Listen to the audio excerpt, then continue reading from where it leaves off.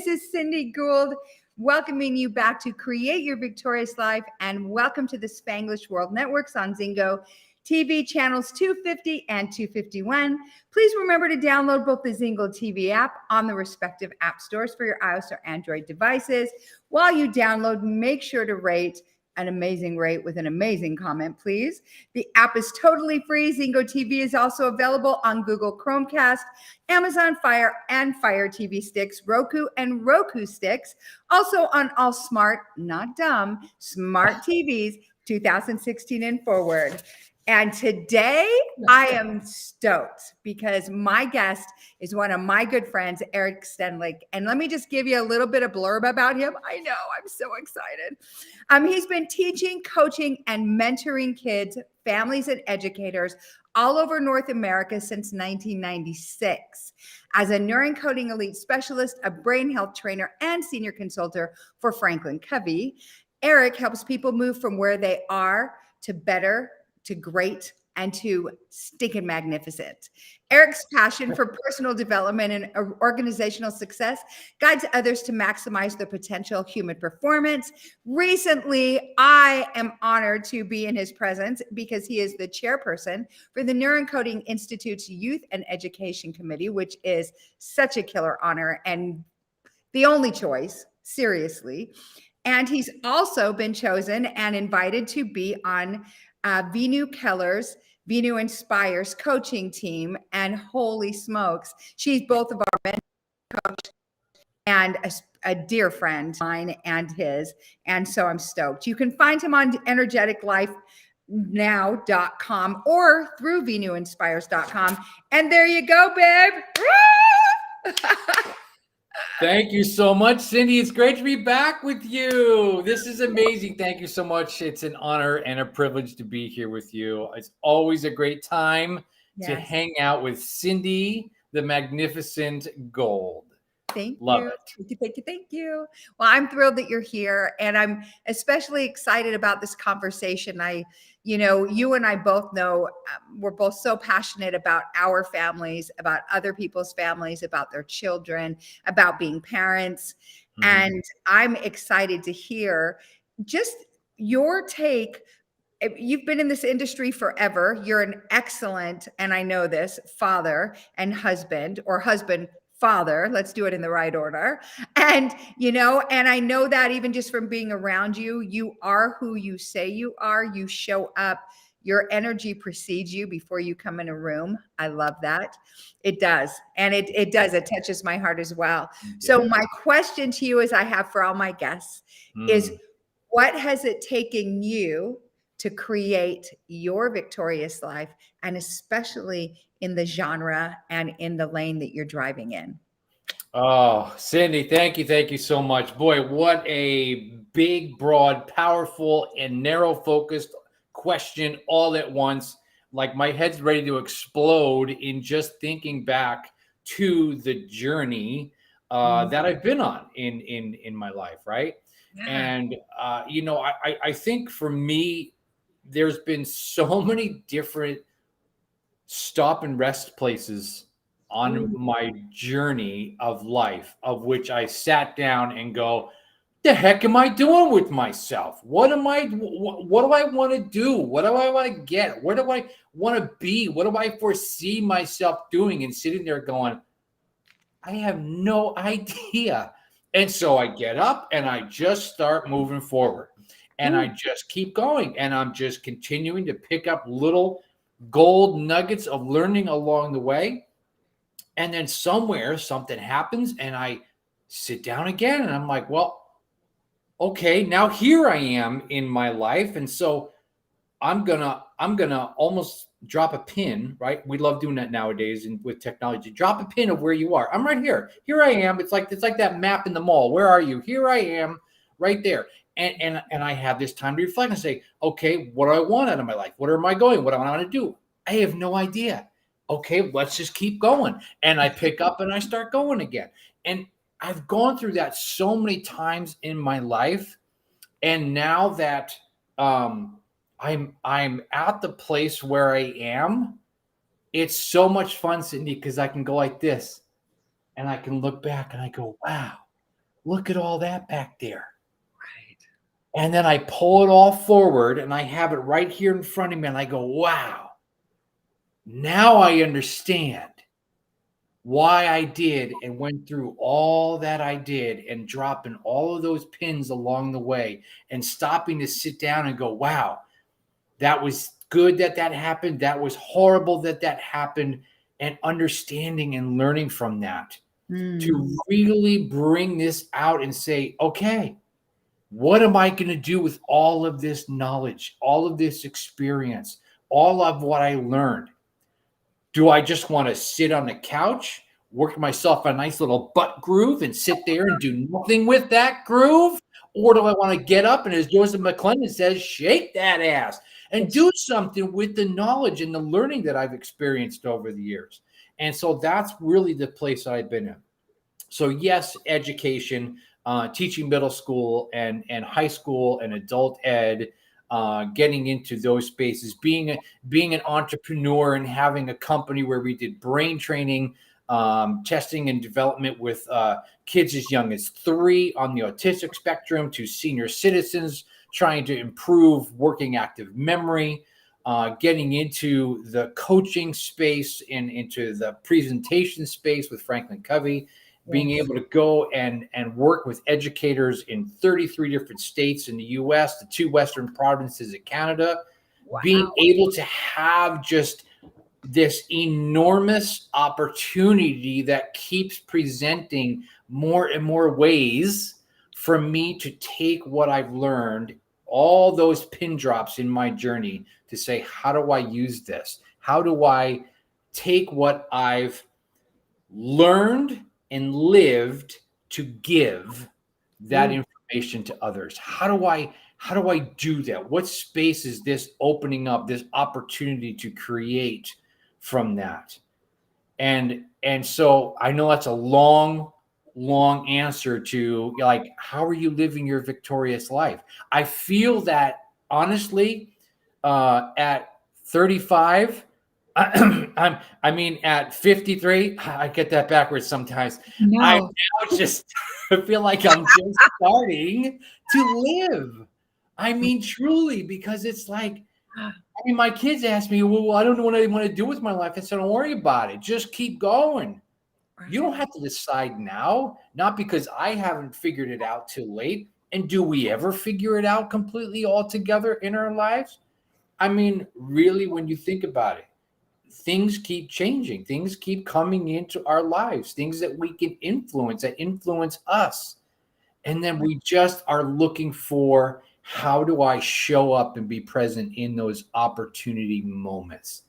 And that's what's key, because then I can take that learning and say, bam, let's pin drop this moment.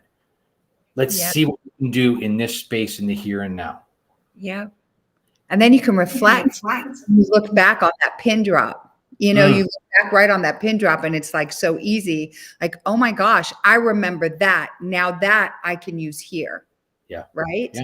One of I love what you said in the very beginning. Stop and rest.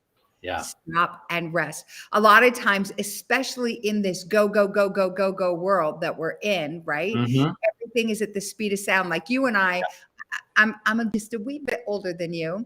And what's so cool though, is that you and I, I'm sure you remember the reel to reels, and then 8 tracks and cassettes.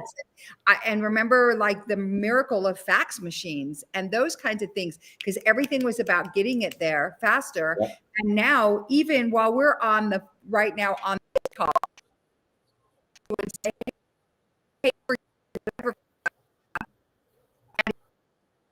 you know, Yep. we often take the stop and rest moments. And I believe that those moments are critical to stacking into creating your victory, or being victorious in every area of your life. You need to stop, rest, reflect, and do those things. Like, what have I learned so far? What can I do with this? You know, how can I bring this into this situation or that situation? A lot of times when things happen, I know you mentioned good and horrible are the words you used. And yes, and yeah, and I'm right there with you. There have been some amazing, fantastic, spectacular. Like, whoa, wait, how did that happen? Like, how did I pull that one off? Right. And then there's been these other horrible moments like, what the heck? How did that happen? And then when you take, I know for me, and I'm fairly certain I can say this with confidence about you, is that we both take extreme ownership for those moments. We're good, bad, or ugly, right? Yeah. And then it makes it easier to mitigate those from happening again. Or the other pieces, and to build again, like, okay, stopped, rested. And what do you do at a rest stop, right? You stop, you rest, you do all the little things, you grab your coffee, you do whatever you're going to do, you catch your breath, and then you keep going, as you said. Yeah. I mean, you look back. I look back in the day, like when we were going to go to a rest stop, if you will, as a family. That was an exciting experience because my father would pull the station wagon over. We'd pull the tailgate down. My mother would pull out the picnic lunch, right? And we'd all be outside. And you didn't go to fast food. You didn't do any of that stuff. We had a picnic lunch, right? And so we enjoyed it. We looked around, and then my father's like, "Okay, let's go. Get back in the car. Let's keep going." And it's just like that image kind of just sits with me in life, if you will, right? When you pull over and take a rest, rejuvenate yourself, feed your soul, feed your body, understand why you're there, understand where you need to go, and then get back on the road. Yes. And you know what? You just reminded me. I know my mom's watching this, and we would get so stoked because we knew all the yummy stuff she made for our lunches, for our snacks, And one trip we went with my mom, and we drove actually, and there were 6 of us kids on this trip in a VW bus, in those. Catch at. And at the time when you don't ditch out on school and do your homework, but we did. My parents pulled us out of school, and we drove from Utah all the way through Central America. And we hit like all the many of the archaeological digs in like Palenque in Mexico, and in Guatemala, and in Honduras. And then, we stopped there and stayed with friends, and my parents went to Panama. And, it was the coolest thing. And every place we stopped, we were stoked with what we were going to get to eat. Like you said, it was like an exciting, and then of course you have to go on a bio break, and you do all these little things that you're doing. But back then, of course, rest areas were really fun, and they were safe, and there were all those things. And so while we're talking, what comes up to me as well is, I know you're busy, and you have a family, and your wife is busy, and you guys are both teaching and training and empowering other families and kiddos. What kind of stop and rests do you build into your day, into your week, into your family gathering during the week? What do you do that you could teach us that might be a benefit? Yeah, great question. I for me, and I think it's probably general in life, I think we can say, is that in that journey of learning that we go on, there's certain things that we do that are beneficial to us in some way, shape, or form. And when we experience that, and we experience that dopamine release, and it feels good, and we understand the power and the purpose and the why behind it, and then we want to do it again, and we want to make those things habitual, because we know that when we do this over and over again, the results that we get are going to keep us aligned on that path. And so really out of Dr. Stephen Covey's 7 Habits of Highly Effective People, which I've been teaching and training now for 13 years, you go into habit number 7, which is sharpening the saw, taking care of yourself. And the four elements of that is the body, the heart, the mind, and the spirit. And I really, over the years, have taken the body, heart, mind, and spirit into breaking it down for me. And so you look at the body. Let's take that one. Your nutrition, your rest, your stress management, your exercise routine. What are you doing for your body? Are you taking in nutrients that's Are you taking in nutrients that's going to help feed your body, feed your soul? Yes. Or are you, doing anything of which is hurting you? Right.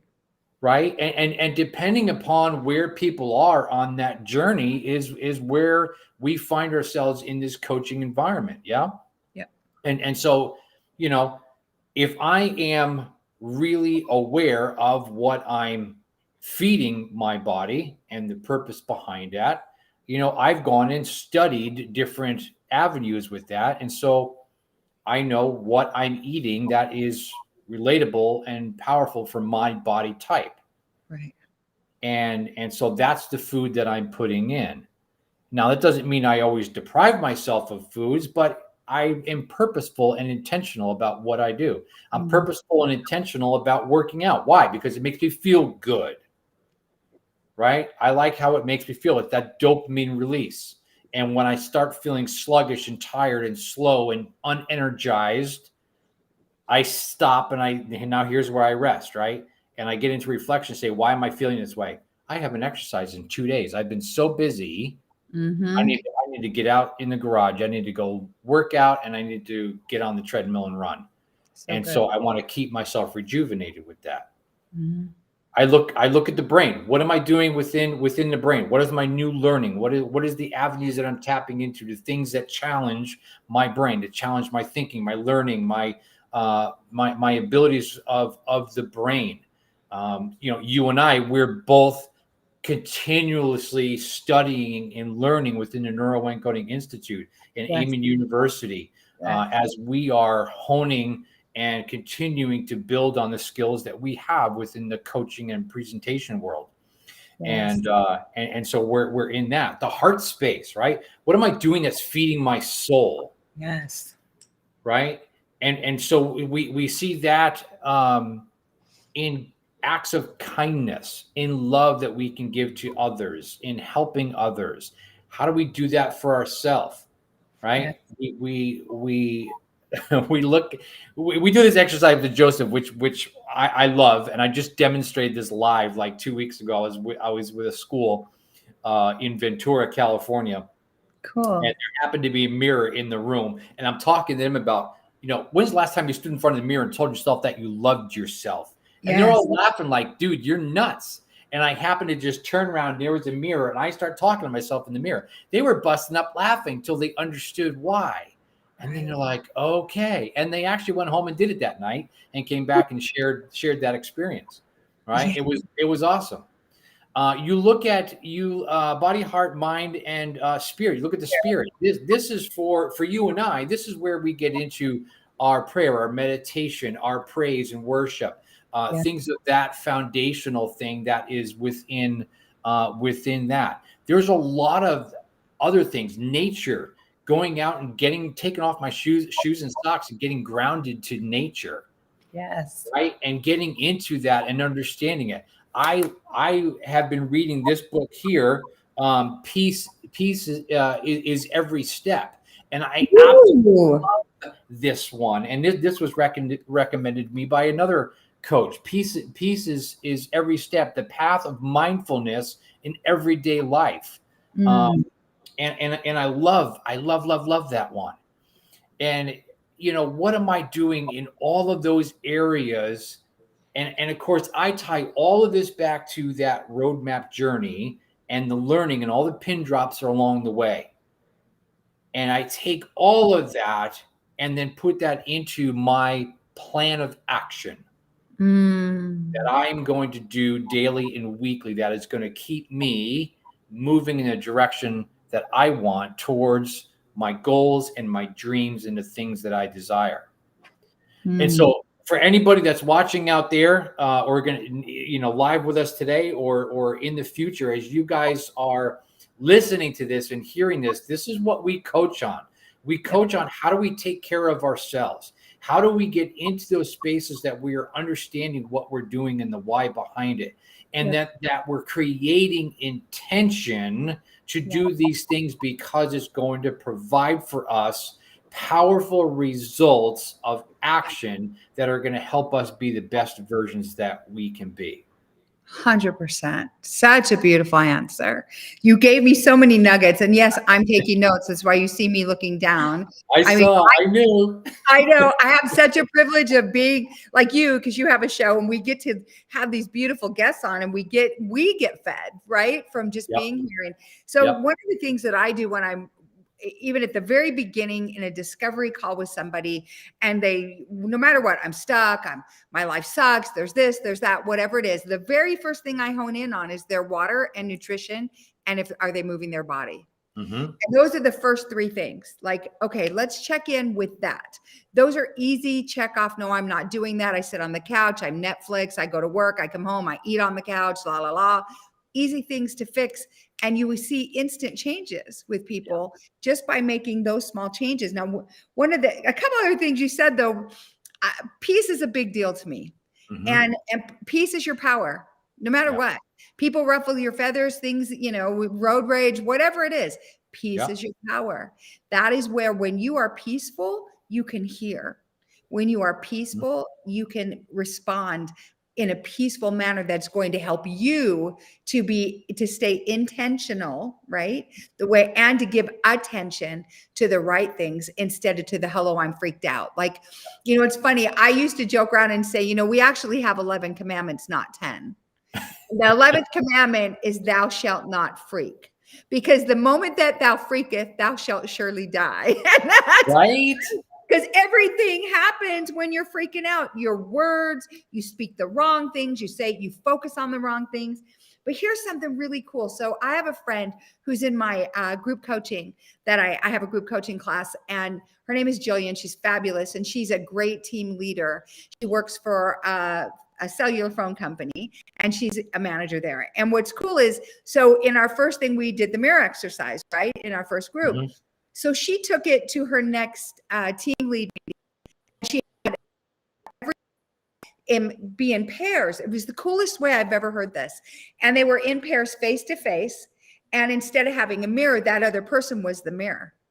Yeah. And so they spoke their I am statements there to that person. And the reflected person, that other person, said back to them, yes, you are.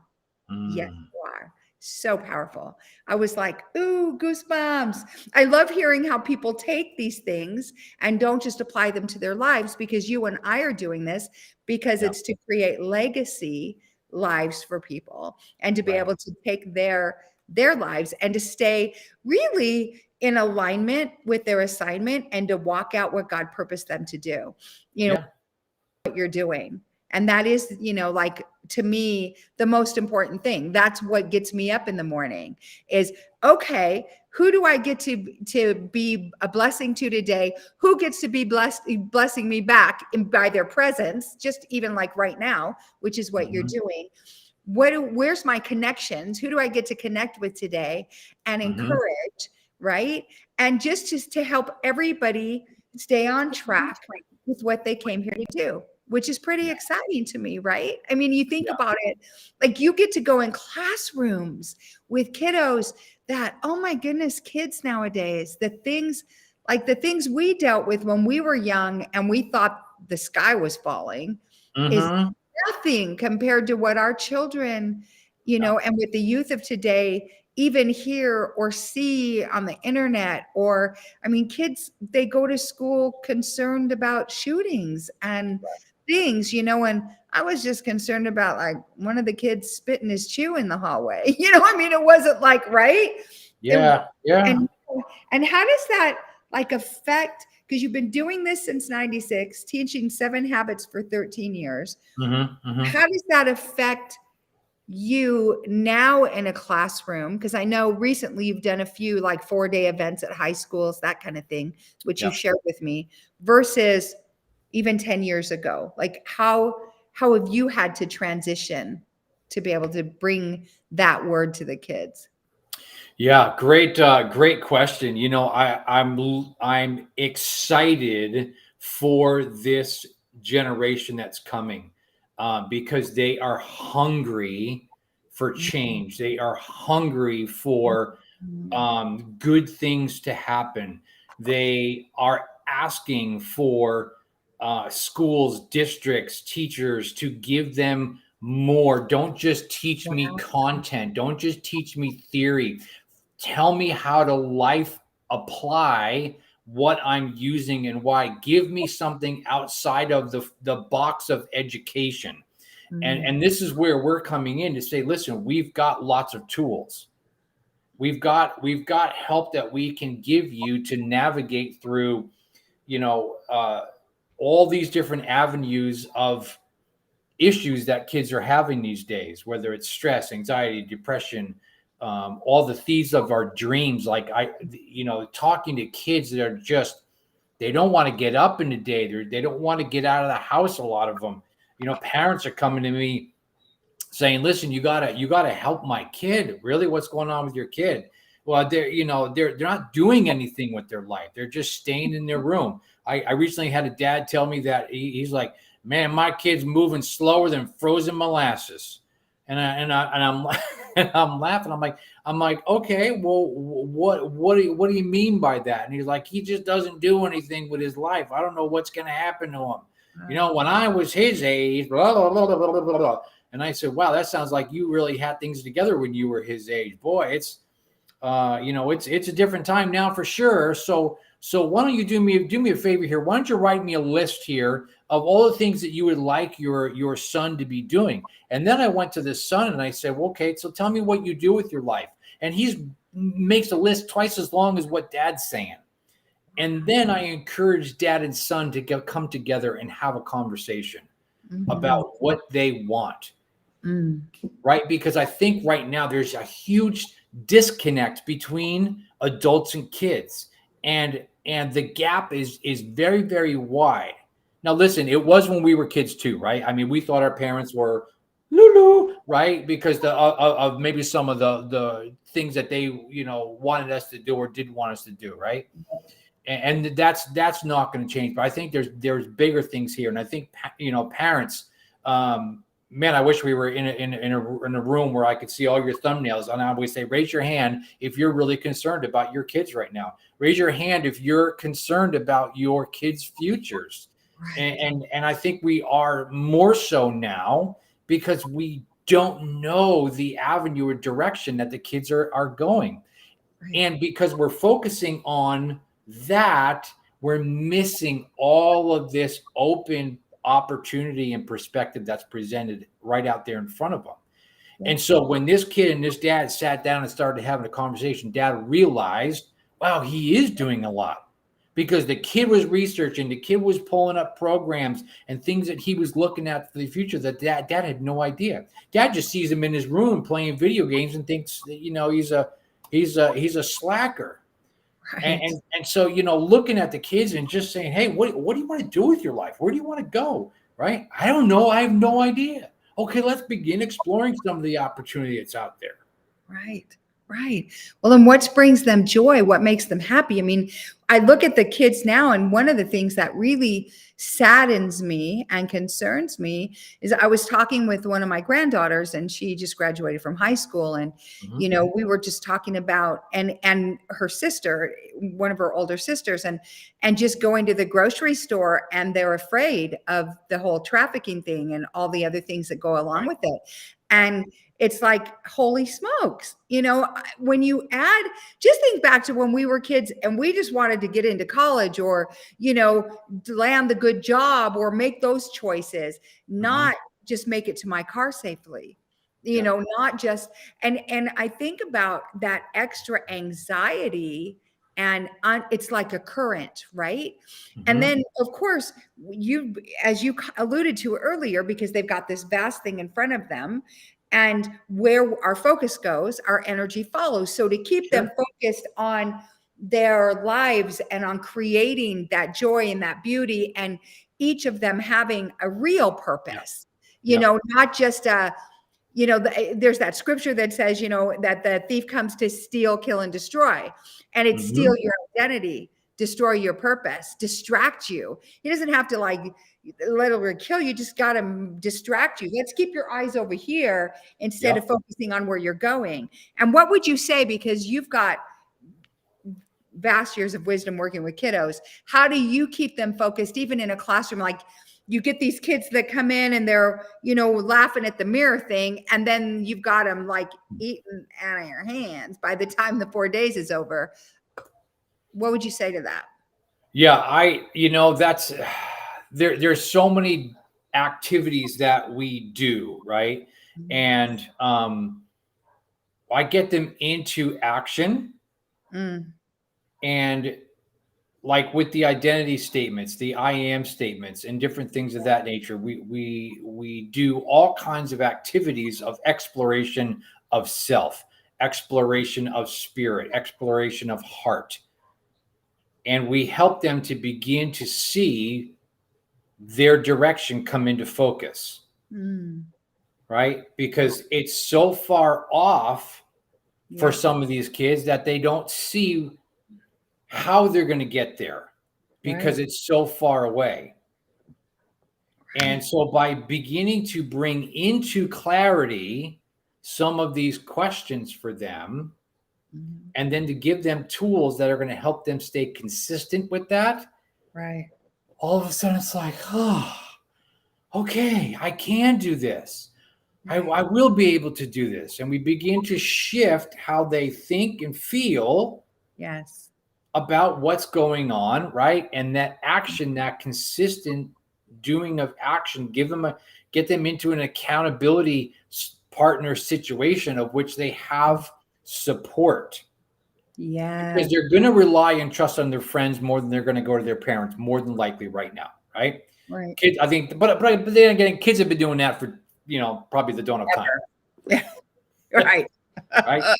I'd much rather go and talk to my friends about what's going on than I would my parents. Sure. And so being able to help them, really create that cadence of accountability. Yeah. I like that. The cadence of accountability. That's cool because there's a frequency and a rhythm to it. Right. Yeah. And I love that. So when you're talking about vision and being able to see with that clarity, it reminds me, I mean, there's so many stories and, I call vision boards gratitude boards, meaning I see them as I'm grateful and thankful that this is already done. And because it's already not just in my vision, it's locked and loaded in my cells. Now, what I think of, and I think it was in 93, a little girl, was like 6 or 9 at the time, sees this picture of Selena, the singer, and holding her Grammy, takes the picture out and sticks it on her vision board. And, every day she's like, eat, sleeping, following, all the things that happen. And that was Katy Perry. Wow. Yeah. I mean, and I think of even like Steve Harvey, as probably this story. And what is he, like a little boy?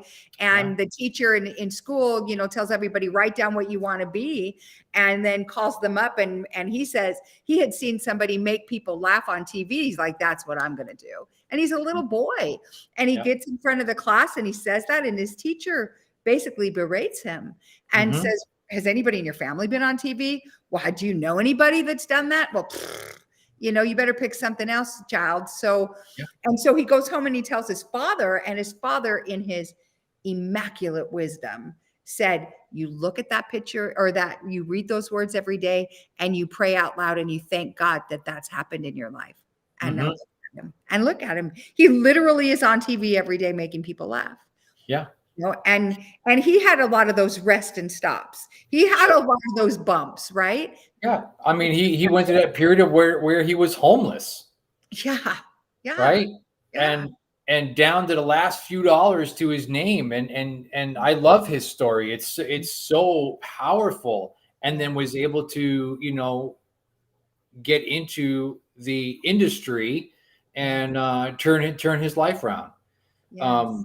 And one thing too, Cindy, that I think, and listeners out there, especially for us that are parents, can I ask us all to really be aware that when kids, not just our own kids, but kids in general, when they come and they have ideas and they say, this is what I'm thinking about, I think I want to do that, whether or not you believe that they can or can't, cross that off the list. Right. Take that word can't, take the word just, take the word buts and all that, cross all those words and pull them out of your vocabulary.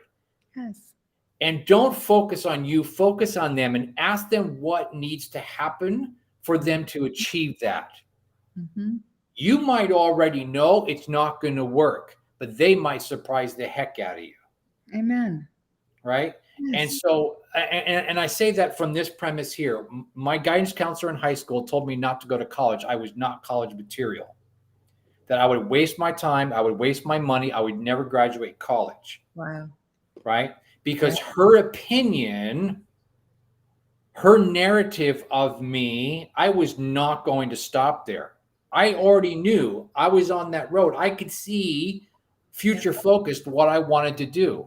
Yeah. And I'm looking at these pin drops along the way, even that early of an age, going, no, that's the direction I'm going. I'm not going to let somebody derail me from that in life. Yes. Now you fast forward and you go into adults and we're saying, okay, you know, as we're going into coaching and we're going into teaching and presenting of topics and things like this, you know, adults have a much harder time with change than kids do. Because we are so set in our ways and we're dragging the baggage of life with us. Yeah. And so if I may, I'd love to read. Do I have time to read a little excerpt? Yes. Yes, please. This is out of an amazing book by our fearless leader, Dr. Joseph McClendon III, Get Happy Now. And I read this. I've read this to so many groups of teachers over the years because I absolutely love this. This is out of chapter 4, The Truth About Change. Thinking about change can be hard if you let it. Now, let me go into this and read this. Inside of you is a warrior ready to conquer the world. You were wired for happiness, adventure, and abundance. Those attributes were embedded into your soul from birth. From the moment you burst forth out of the womb, you didn't enter the world with a whimper. You entered it bold and defiant. But along the way, you might have been unconsciously rewired. Your great and empowering experiences, relationships, discoveries, triumphs, breakthroughs, and celebrations may have been impacted the way you think about what is possible for your life. Your bad experiences, relationships, struggles, defeats, tragedies, encounters with bullies or classmates, or even work obstacles may have impacted the way you think about what's not possible in your life. You may have lowered your expectations. You may have bought into lies that ultimate extreme full-on happiness just isn't possible. How many times, people, have we gotten to a situation in our life and we think that's just not possible? Right. But yet it's something that we're passionate about. Don't stop. Figure out what you need to do to keep moving forward. Right. If you need to rest and refocus and realign and refresh, do it. And then get back moving. And that's the best thing that you can do for yourself. So much. I love that. And I love that book. I love Joseph's. I mean, thank you for reading that. You know, when you were talking about what not to say, not to squelch, because when people do that with the kiddos, you know, and with our youth, it's really from their belief system. You're really saying, I can't do that. So therefore, I don't believe you can do that. And who are we to impose that? Like, who are we to ever say you can't do that? Our job, I believe, as people is to cheer them on. Okay, great. And to be curious. Okay, let's get curious. Like you said, like I would say, how are we going to do that? What do you need? What do you need to be done? Let's just say, okay, so it's, you know, whatever, December 31st, 2026. And you've done all of this. Yep. How did you do it? How did you get there? What did you need? What were the resources? What did your team look like? Who were they? You know, what kinds of technology did you need? What kind of money did you need? What kind of time resources? Where did you go? Was it something that you could do right in California, Washington, Utah? Where did you go to do this? Or did you have to, you know, get a team from all over the world? what did you need to do that? And how fun, you know how fun that is to do that? You do know, I mean, who am I asking? I'm talking to the master. How fun it is to do with kids, because they're just like, when you literally just take that lock off and allow them to be who they are, right? And remind them of whose they are, and that they were purposed with everything inside of them already there. All they have to do is maybe open that extra book, read those extra things, attend that college, do whatever they need to do, align with the right people, right? And starting with you as their coach, or, you know, you coaching their parents and helping their parents to fuel their fires that way.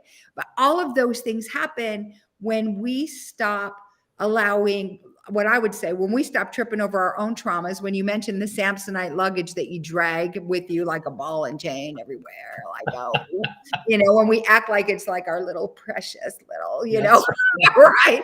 And it's like, ditch it, leave it at the Goodwill. Let somebody else have it. You just keep going, right? Heave ho. I agree. You know, when we do that, then we give our children permission. Whatever I saw, Brian, what's the CEO of Prove It? What's his last name? Please forgive me.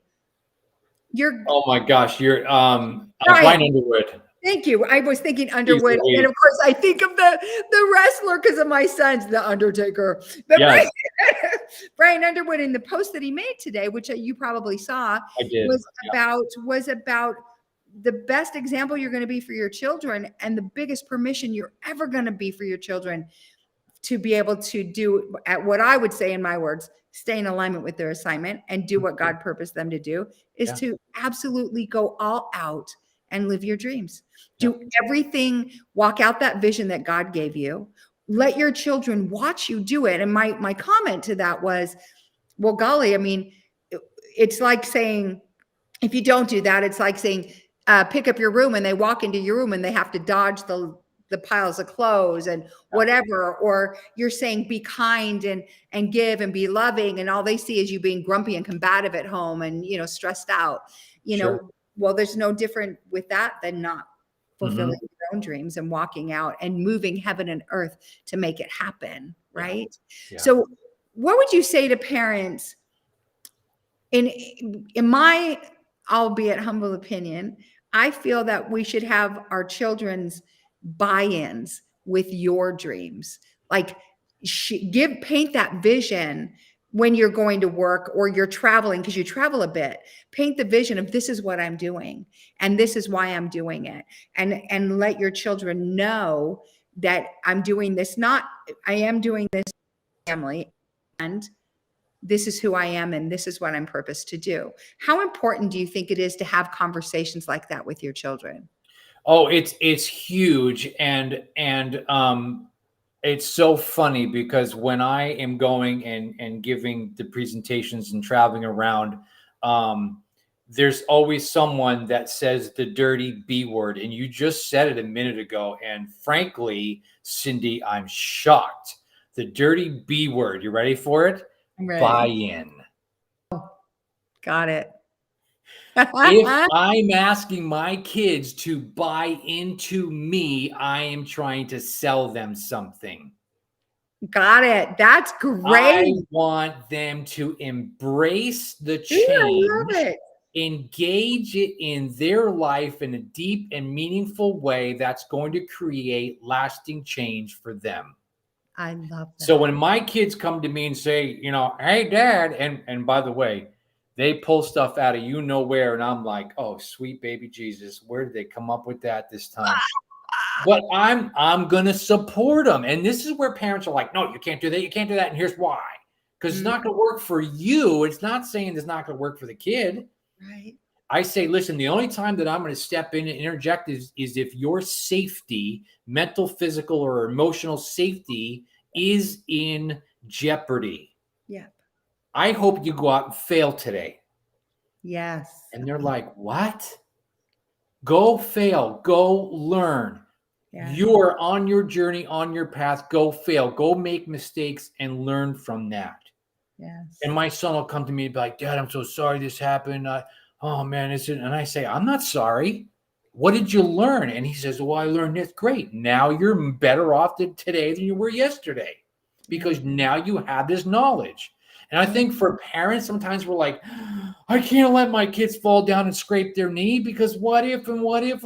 Let them fall down and scrape their knee. That's the best thing that could happen to them because 100%. then they're going to learn to understand what they need to do to not be falling down and scraping their knee in that place again. 100%. And I want two things, the parents to hear what you're saying, because when you do that, you are opening your heart and opening their heart. Okay, it's safe for me to come and tell my dad, I just screwed up. It's safe for me. And you're not setting them up to want to hide or whatever, because they're annihilated when they come and they share something with you, which is great. And because I know you love me, I appreciate you teaching me that dirty B word. And you're so right. Thank you. That's like my golden treasure from this. So I love it. That for me. No, seriously, because I'm the person that says words are creative containers of energy. I mean, how did God create the world? He spoke, let there be light. There was light. We speak and they have a frequency. So when you say that to me, ooh, that was an instant paradigm shift for me. So thank you. I love it. I love it. And it always is. It always is. Whoever's in the audience is like, oh my gosh, I'm seeing it in a new way. I didn't think of it like that. So good. I never thought of it like that. So thank you. Because that was like my, I have a few pages of notes, of course. I love it. I love it. And I know we only have a few minutes. What are the last things that you want to share today? We've got like 3 minutes, I think, or 2. Yeah. So I think parents, if there's something that resonated with you today, that you're thinking my kids, definitely could use some extra support. I could use some extra support. I'm going to encourage you to reach out to Cindy or I so that we can support you in this, because you're not alone, right? I have made a gazillion mistakes as a father. My wife, the same, whether she admits it or not.